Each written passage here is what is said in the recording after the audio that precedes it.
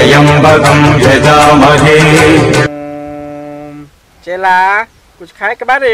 बाबा अभी हाथ खाली बा। ओम आज बहनी बटा होई के नारे चला होई के नारे। बाबा बर्दाश्त के गोली खा बहनी जरूर होई। ओम चला कोनो मुर्गा होता के नारे।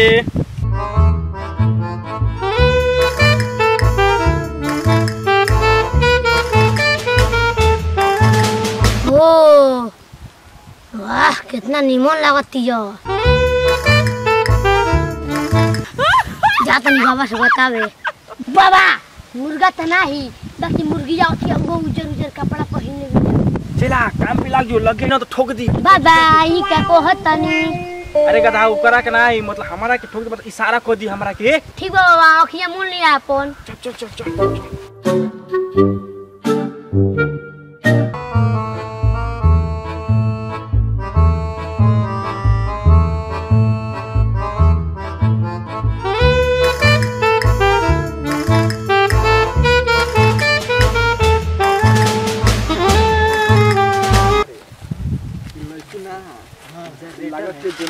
एकदम एकदम बढ़िया तार चल चलत ये रे। हां हां का लड़की बिया।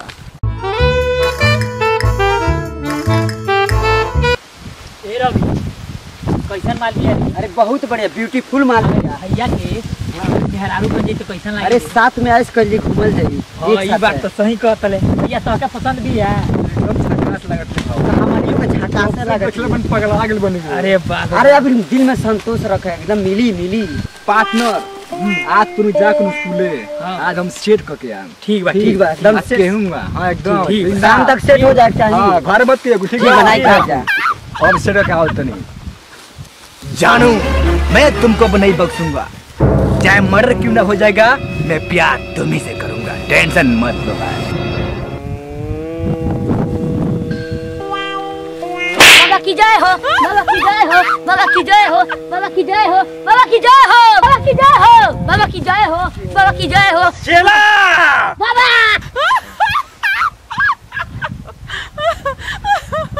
चला हमारे आंखें के सामने कहानी कहा बहुत उजाला महसूस होता थे जैसे बता कौन उज्जर कपड़ा में परी आ गई बिया।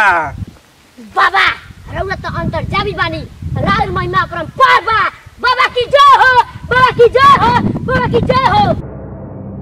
बाबा रो तो बेटे कहीं की कपड़ा का रंग बता दहनी। बाबा की जय हो बाबा की जय हो बाबा की जय हो बाबा की जय हो। बाबा जी बाबा जी क्या हमारा एक समस्या दूर कर सकते हैं? क्यों नहीं बालिका जरूर दूर करेंगे पहले अपनी समस्या बताओ। बाबा मैं शादी करना चाहती हूँ मेरा इस दुनिया में कोई नहीं है क्या आप मेरी शादी करा सकते हैं? क्यों नहीं मगर तुम्हें कुछ दान करना पड़ेगा बालिका।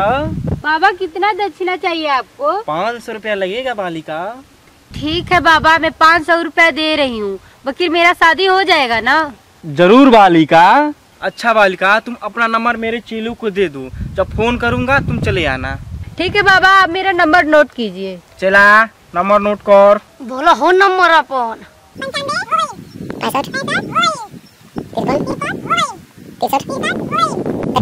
दीजिए बाबा पैसा अब मैं चलती हूँ पड़ा। खुश रहो बालिका।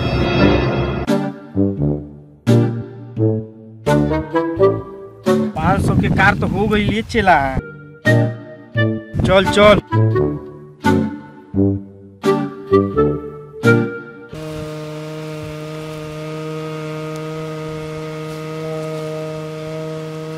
बाबा प्रणाम। खुश रह बेटा खुश रह। बाबा तो जितना चाहिए पैसा उतना हम दे बाकी लड़की सेटिंग करा बाबा। बाबा वो लड़की हमारा दिल में धस गई बाबा सेटिंग करा बाबा। शादी तो हो जाए बेटा बाकी तुम्हारा 1000 रुपया देवे के पड़ी। एकदम बाबा जरूर दे। बाबा एक दम मैं तो 2000 से रहा बाबा शादी हमार चाहिए। बाबा बताओ अब क्या करे पड़ी हमके? तो के आना रोके के पड़ी बाबा अनहर। अरे बुरबो एक्टिंग करे के बा बाबा एक्टिंग बाबा ओकरा खातिर हम कुछ कर सकनी। एक काम कर जो हो झाड़ी में छुप जो तब इशारा जो न आई है। हाँ जो जो जो देखिए किस कदर हमको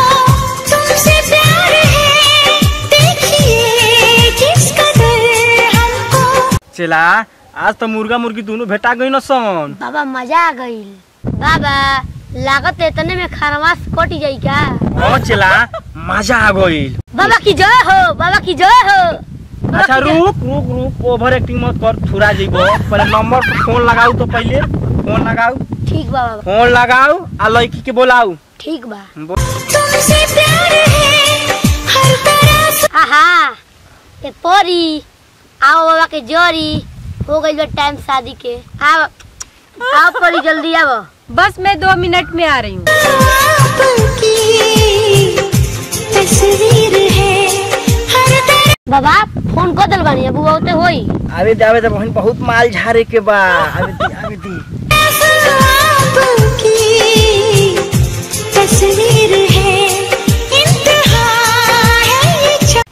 प्रणाम बाबा जी। खुश रहो बालिके, खुश रहो। बाबा आज मेरी शादी हो जाएगी ना? बाबा ना मत कहना। बेटी तुम्हारी शादी तो अभी हो जाएगी, बाकी दक्षिणा बढ़ा के देना पड़ेगा। बाबा कितना दक्षिणा देना पड़ेगा? कम से कम 2000 देना पड़ेगा। पहले आप मेरा शादी कराएंगे तब दक्षिणा देंगे। ठीक है बेटी, ठीक है तुम आंख मूंद के और गाना गाओ आजा मेरे सपनों के राजा।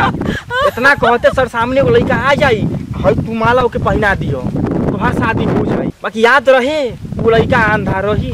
अंधा? हम नहीं शादी करेंगे। अरे भाई हर बीमारी का इलाज मेरे पास है। अगर वो लड़का के तोहर बाल छू दी तो अंधापन दूर हो जाई और तू माला पहना दियो शादी हो जाई। और सुनो बाल छूटे तोहार तुम्हारे बस में हो जाई। अच्छा बाबा ठीक है, बहुत बहुत धन्यवाद। अच्छा बालिका तुम उधर मुंह करके गाना गाओ, मैं मंत्र पढ़ रहा हूँ। ओके बाबा। मेरे सपनों के राजकुमार मुझे है तेरा इंतजार। आओ नारायण आओ। मेरे सपनों के राजकुमार मुझे है तेरा इंतजार।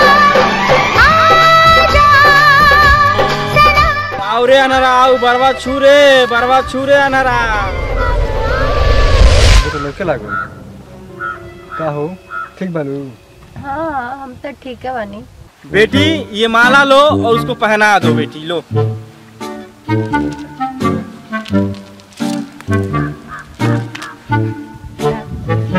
बस शादी हो गई, बस शादी हो गई। अब एक आशीर्वाद ले लो और घरे जा लो। दक्षिणा मत भूलिए लो। हाँ प्रणाम। खुश रहो बालिके। अरे हमके नहीं लग बस। तेरी चाहते काहे जाने मन चला गे? हाँ चलेंगे। राज दिल में छुपाया है बरसों से ये राज।